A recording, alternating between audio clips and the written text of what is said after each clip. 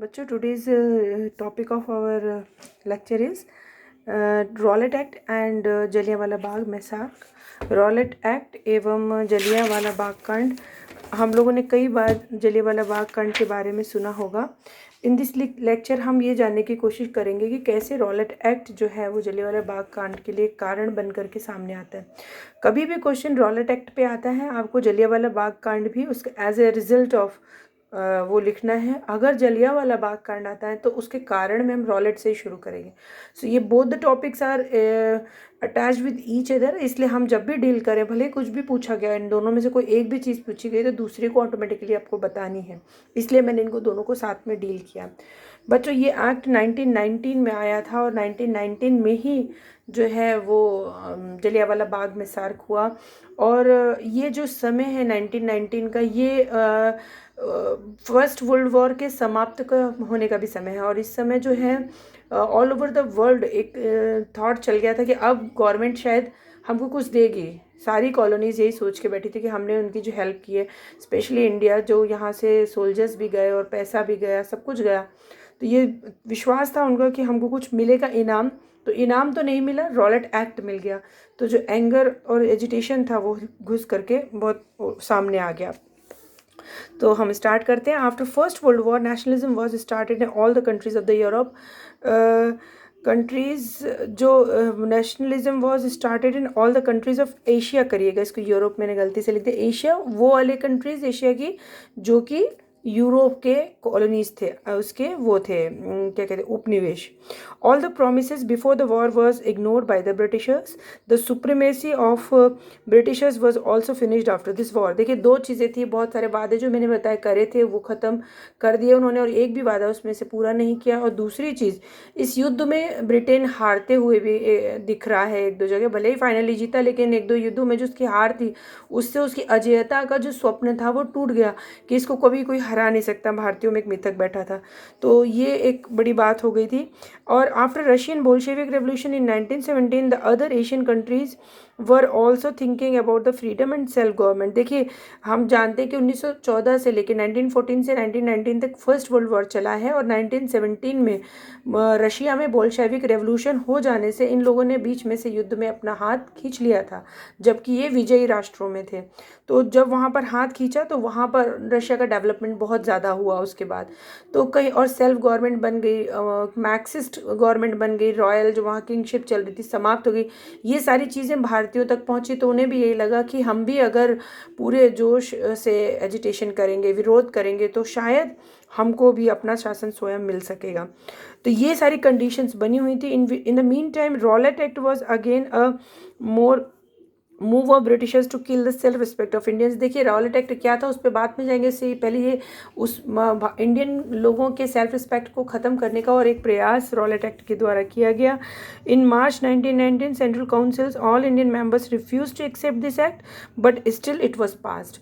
देखिए मार्च में 1919 मार्च में ये एक्ट को जब विधान काउंसिल जो होती है, जो विधान परिषद बोलते हैं जिसको, या काउंसिल बोलते हैं, लेजिस्लेटिव काउंसिल, उसमें जब इसको रखा गया तो सारे इंडियन मेंबर्स ने इसका विरोध किया। उसके बाद भी वो पारित हो गया, क्योंकि मैंने आपको बताया था कि इस तरीके से मेजॉरिटी सेट की जाती थी कि कोई भी कानून अगर वो पास करवाना चाहते तो इंडियंस की बहुत ज़्यादा इंडियंस की ओर देखने की ज़रूरत उनको नहीं थी।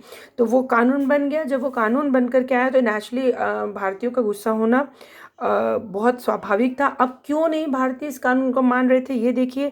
Bye this act now government had right to arrest Indians without any trial and conviction in the court. That is very important. देखिए अभी तक ये हो रहा था कि लोगों को गिरफ्तार करने के लिए कोई आपके पास पुख्ता सबूत होना चाहिए, मुकदमा होना चाहिए और न्यायालय की तरफ से आदेश होना चाहिए, तभी आप किसी को गिरफ्तार कर सकते हैं। लेकिन रॉलेट एक्ट में ये सारी संभावनाएं समाप्त कर दी गई और ये कहा गया कि विदाउट एनी ट्रायल, मतलब मुकदमा चले, and conviction in a court, पेश करें, या ना तो वहाँ जाए और ना अदालत के द्वारा कोई दंडाविधान मिला हो, तो भी आप किसी भी व्यक्ति को गिरफ्तार कर सकते हैं। तो एक तरीके से ये क्या था, फ्रीडम थी ब्रिटिशर्स के लिए कि वो बिना किसी कारण बताए किसी भी इंडियंस को केवल शक की बिना पर कब वो अरेस्ट कर सकते थे। It was attack on minimum requirement of Indians and also the could not arrest any time when ever government want. इसलिए जो उनकी जो सॉवरेनिटी होती है, जिसको हम प्रभुता कहते हैं, समाप्त हो गई और कभी भी गवर्नमेंट की इच्छा के अनुसार वो अरेस्ट कर सकते थे। All the national women fighters were against to this law and started agitation. जितने भी लोग थे उन लोगों ने इसका विरोध किया और विरोध पूरे भारत भर में शुरू हो गए। Here the government crushed the movement in all over India, Britishers were exploit India on this ground. और जैसे जैसे आंदोलन इस एक्ट के विरोध में बढ़ता गया वैसे वैसे ब्रिटिशर्स की दमन नीति भी बढ़ती गई और भारत के पूरे हर क्षेत्र में उन लोगों ने दमन कार्रवाइयाँ चालू करवा दी। In this condition the Jallianwala Bagh massacre was held. इसी समय जलियांवाला बाग मैसार्क भी हुआ। It was the pre phase of Jallianwala Bagh massacre. आप ये भी समझ सकते हैं, ये भी समझ सकते हैं उसकी पूर्व पीठिका है, इसके कारण जलियांवाला बाग कांड हुआ। इसी का एजिटेशन वहाँ शो कर रहे थे वो लोग। अब ये क्या था Jallianwala massacre? This movement was also spread in Amritsar. Doctor Saifuddin Kitchlew and Satyapal, doctor Satyapal two leaders were arrested in Amritsar. देखिए दो नेता थे, सैफुद्दीन किचलू और डॉक्टर सत्यपाल। जैसे पूरे भारत भर में विरोध चल रहा था, यहाँ भी विरोध चल रहा था, तो इन दोनों को उसी विरोध के कारण गिरफ्तार कर लिया गया। अब गिरफ्तार जब किया गया तो फिर वही बात आ गई कि रॉलेट एक्ट के तहत इनको गिरफ्तार कर लिया गया। तो हम लोग इस संबंध में जलियांवाला बाग में इकट्ठे होकर के अपने मंथन करेंगे, ऐसा निश्चित करके जलियांवाला बाग में लोग निश्चित होने लगे, इकट्ठे होने लग गए। It was the Baisakhi on 13th of April 1919. So many people gathered in the Jallianwala Bagh. They were only showing their agitation against to government, nothing else. देखिए बैसाखी का दिन था तो गांव से लोग मेला देखने और ऐसे सब जलियांवाला मतलब बाग के मतलब अमृतसर में आए हुए थे।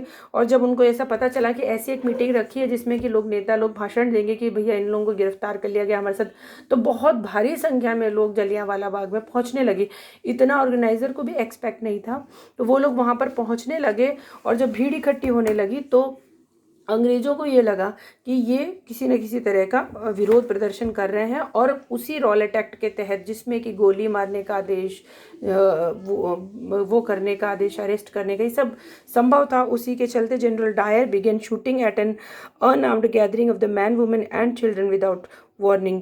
तो जनरल डायर ने जो है चारों तरफ से उसको घेर लिया, एक एग्जिट था उसको भी बंद कर दिया और एट द सेम टाइम उन्होंने बिना वार्निंग दिए लोगों को शूट करना शुरू कर दिया।